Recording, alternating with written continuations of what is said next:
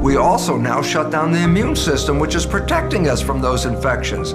So when I say we shut down the growth of the maintenance of the body, we shut down the immune system. For a 10-minute escape from a tiger, no problem. But in today's world, stress is not 10 minutes, it's 24/7, 365. What is the consequence of a long duration of living in fear? And the answer is the body starts to become sick and starts to fall apart.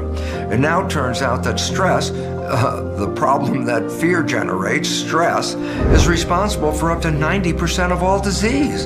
And so while we were thinking genes were causing the diseases, no, it's the consequence of stress and the chemical consequence of that, shutting down growth, shutting down the immune system, opens up the body for a failure.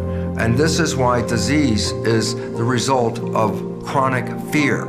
So the relevance is this: we have to learn to let go of the fear. We have to recognize that most of the fear is just programming, people scaring us with beliefs about this is going to happen and that's going to happen. And when we hold those beliefs in our mind, those beliefs are translated into the chemistry of stress, which then impacts the body in a very negative way. So consciousness needs to change. We have to stop the fear thoughts. We have to switch into healthier thoughts. So if there's a picture of fear, this is actually debilitating you. So in your mind, every time a fear comes up, if you change it into some other story, change it to some other vision, change it into visions of happiness, joy, anything you would rather do, because the fear itself is the cause of the illness. And the fear is the result of consciousness. And it's not actually real in most cases. It's a belief.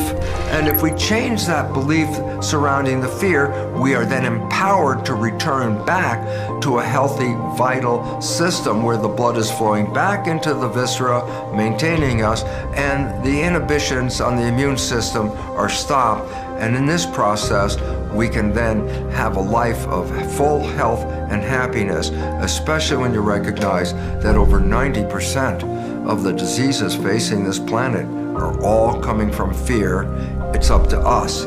We can change the fear.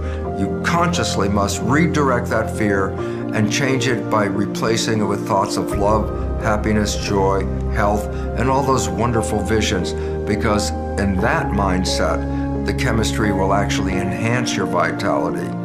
It's the chronic fear chemistry itself that is the cause of the problem. Change your mind, you change the chemistry, and therefore you become empowered to survive and thrive.